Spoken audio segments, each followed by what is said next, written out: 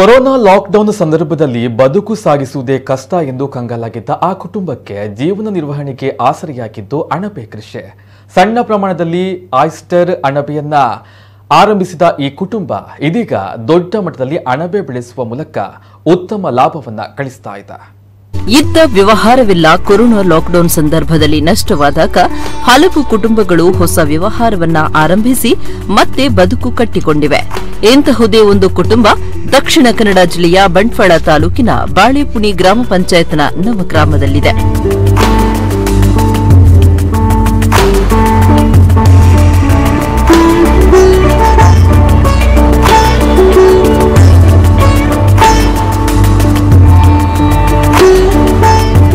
ಮೊಹಮ್ಮದ್ ರಜಾಕ್ ಎನ್ನುವರ ಕುಟುಂಬವೇ ಇದಾಗಿದ್ದು ಅಣಬೆಯೇ ಈ ಕುಟುಂಬದ ಆರ್ಥಿಕ ಸ್ಥಿತಿಗತಿಯ ಆಧಾರ ಸ್ತಂಭವೂ ಆಗಿದೆ. ಈಗ ನಾವು 1 ವರ್ಷದಿಂದ ಇದರ ಸರ್ಚಿಂಗ್ ಅಲ್ಲಿ ಇದ್ದೀವಿ. ಈಗ ಒಂದು ಇದರದೆಲ್ಲ ವ್ಯವಸ್ಥೆಗಳನ್ನು ಮಾಡಿಬಿಟ್ಟು ಈಗ ಒಂದು 3-4 ತಿಂಗಳಿಂದ ನಾವು ಇದರ ಬೆಲೆಯನ್ನು ಮಾಡ್ಲಿಕ್ಕೆ, ಅದನ್ನು ಬೆಡ್ ಮಾಡ್ಲಿಕ್ಕೆ ಅದನ್ನು ಮಾಡಿಟ್ಟಿದ್ದೀವಿ. ಈಗ 1-2 ತಿಂಗಳಿಂದ ನಾವು ಇದನ್ನು ಕೃಷಿ ತೆಗಿತಾ ಇದ್ದೇವೆ. ಅದನ್ನು ವ್ಯಾಪಾರಕ್ಕೆ ಮಾರ್ಕೆಟಿಗೆ ಹಾಕ್ತಾ ಇದ್ದೇವೆ. ಸ್ವಲ್ಪ ಹಂತ ಹಂತವಾಗಿ ಅದು ಬೆಳೀತಾ ಇದೆ. ಈಗ ಅದು ಬಂದ್ಬಿಟ್ಟು ದಿವಸಕ್ಕೆ ಒಂದು 4-5 kg ವರೆಗೆ ಈಗ ಹಿಂದಿನ ದಿವಸಕ್ಕೆ ಬಂದ್ಬಿಡ್ತಾ ಇದೆ. ಈಗ ಮತ್ತೆ ಅದು ಅವತ್ತಿನ ಬೆಲೆ ಅವತ್ತಿಗೆ ಮುಗಿಬೇಕು.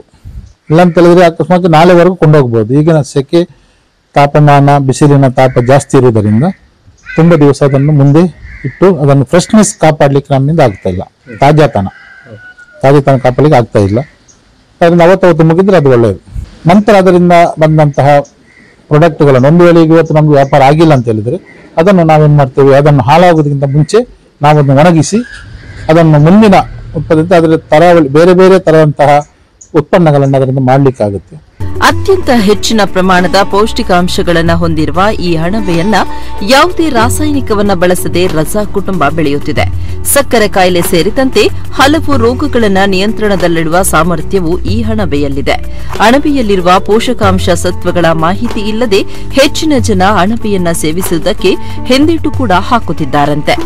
ಅಣಬೆ ಉಪ್ಪಿನಕಾಯಿ ಅಂತೇಳಿ ಮಾಡುವಂತ ಒಂದು ಪದ್ಧತಿ, ಅದನ್ನು ಕೆಲವು ಮಾಡಿಬಿಟ್ಟು ಅದರಲ್ಲಿ ಕೆಮಿಕಲ್ ಇಲ್ಲದೆ, ರಾಸಾಯನಿಕ ಇಲ್ಲದಂತ ಆಹಾರವನ್ನ ಜನಗಳಿಗೆ ಮುಟ್ಟಿಸಬೇಕು, ಆರೋಗ್ಯದಾಯಕವಂತಹ ಒಂದು ವಸ್ತುವನ್ನು ಜನಗಳಿಗೆ ಕೊಡಬೇಕಂತ ಒಂದೇ ಒಂದು ಉದ್ದೇಶದಿಂದ ನಾವು ಇದನ್ನು ಸ್ಟಾರ್ಟ್ ಮಾಡಿದ್ದೀವಿ.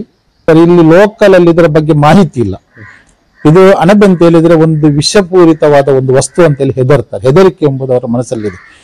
ಅದರಲ್ಲಿ ನಮ್ಗೆ ಟ್ರೈನಿಂಗ್ ಕೊಟ್ಟಂತಹ ನಮ್ಮ ಮೂಡಿಗೆರೆ ಶಿವಮೊಗ್ಗ ಕೃಷಿ ವಿದ್ಯಾನಿಲಯದವರಿಗೂ ನಮಗೆ ಇದರ ಬಗ್ಗೆ ಟ್ರೈನಿಂಗ್ ಎಲ್ಲ ಕೊಟ್ಟು ಅವರು ಬೀಜವನ್ನು ಒದಗಿಸಲು ಕೊಟ್ಟಿದ್ದಾರೆ.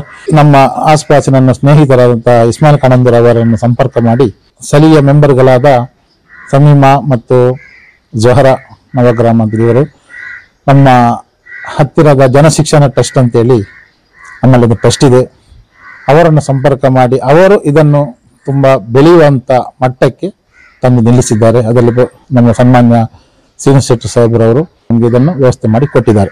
ಇನ್ನು ಮಾರುಕಟ್ಟೆಯಲ್ಲಿ ಕಿಲೋವೊಂದಕ್ಕೆ 400 ರೂಪಾಯಿಗೆ ದೊರೆಯುವ ಅಣಬೆಯನ್ನ ಒಣಗಿಸಿ ಮಾರಾಟ ಮಾಡಲು ಸಾಧ್ಯವಿದೆ. ಹೀಗೆ ಒಣಗಿಸಿದ ಅಣಬೆಗೆ ಹೆಚ್ಚಿನ ಬೆಲೆಯನ್ನ ನಿಗದಿಪಡಿಸಲಾಗಿದೆ.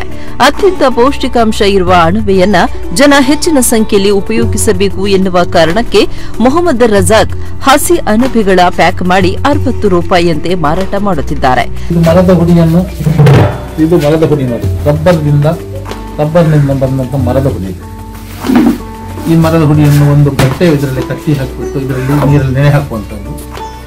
ಇದು ನೆನೆ ಹಾಕಿಬಿಟ್ಟು ಸಾಯಂಕಾಲದಿಂದ ಬೆಳಿಗ್ಗೆವರೆಗೆ ಒಂದು 7-8 ಗಂಟೆ ನೆನೆ ಹಾಕಬೇಕು. ಅದು 80 to 90 ಡಿಗ್ರಿ ಸೆಲ್ಸಿಯಸ್ ಆ ಟೆಂಪರೇಚರ್ ಬಂದ ನಂತರ ಅರ್ಧ ಗಂಟೆಯಿಂದ 3/4 ಗಂಟೆವರೆಗೆ ಅದು ಬೆಂದಿರ್ತದೆ. ನಂತರ ಅದನ್ನು ತೆಗೆದ್ಬಿಟ್ಟು ನಾವು ಅದರಲ್ಲಿ ಇದರ ಮೇಲೆ ಹಾಕ್ಬಿಟ್ಟು ಅದು 80% ಇದಕ್ಕೆ ಫ್ರೀಜರಲ್ಲಿ ಇಟ್ಟಿದ್ದೀವಿ ನಾವು. ರಜಾಕ್ ಅವರು ಒಂದು ಪ್ರಯೋಗ ಇಲ್ಲಿ ಪ್ರಾರಂಭ ಮಾಡಿದ್ದಾರೆ. ಬಹಳ ವಿಶೇಷ ಅಂದ್ರೆ ಈ ಅಣಬೆ, ಆಯಿಸ್ಟರ್ ಅಣಬೆಯನ್ನು ಬೆಳೆಸುವುದು, ಇದು ಸಾವಯವವಾಗಿ ಮಾಡ್ತಾ ಇದ್ದಾರೆ. ಮತ್ತೆ ಈ ಅಣಬೆ ಬಹಳಷ್ಟು ದೇಹಕ್ಕೆ ಪೌಷ್ಟಿಕಾಂಶ ಇರುವಂತ ಒಂದು ವಸ್ತು. ಇದನ್ನು ಸೇವಿಸಿದರೆ ಇವನ್ ಎಂಥದ್ದು ನಮ್ಮ ಸಿಹಿಮೂತ್ರ ಕಾಯಿಲೆ ಇರುವವರು ಕೂಡ ಇದನ್ನು ಬಳಸಬಹುದು. ಅದರಲ್ಲಿ ನಿವಾರಣೆ ಆಗ್ತದೆ ಅಂತ ಈಗಾಗಲೇ ವೈಜ್ಞಾನಿಕವಾಗಿ ಕೂಡ ಸಾಬೀತಾಗಿದೆ. ತುಂಬಾ ಒಳ್ಳೆಯ ಒಮೆಗಾದಂತ ಇದರಲ್ಲಿ ವಿಟಮಿನ್ ಡಿ ಕಂಟೆಂಟ್ ಕೂಡ ಇರುವುದು ಸಾಬೀತಾಗಿದೆ. ಆ ದಿಸೆಯಲ್ಲಿ ಇದು ಬಹಳಷ್ಟು ಉಪಯುಕ್ತ ಇದೆ. ಜನರಿಗೆ ಇದರ ಬಗ್ಗೆ ಜಾಗೃತಿ ಆದರೆ ಇದನ್ನು ನಾವು ಬೇರೆ ತರ ಎಲ್ಲ ಮಾಡಿದಾಗೆ ಮೀನಿನ ಹೇಗೆ ತಿಂತೇವೆ ಅದೇ ತರ ಇದನ್ನು ಕೂಡ ಬಳಸಲಿಕ್ಕೆ ಅವಕಾಶ ಇದೆ.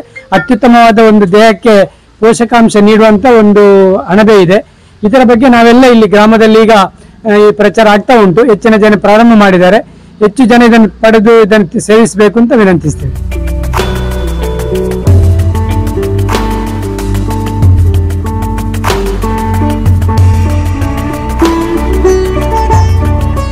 ರಜಾಕ್ ಓರ್ವ ಅಣಬೆ ಕೃಷಿಕನ ಜೊತೆಗೆ ರಾಜ್ಯದಾದ್ಯಂತ ಬರುವ ಆಸಕ್ತರಿಗೆ ಅಣಬೆ ಬೆಳೆಯುವ ಕುರಿತು ಮಾಹಿತಿಯನ್ನು ನೀಡುತ್ತಿದ್ದಾರೆ. ಬ್ಯೂರೋ ರಿಪೋರ್ಟ್, ನಮ್ಮ ಕುಡ್ಲ ನ್ಯೂಸ್ 24/7.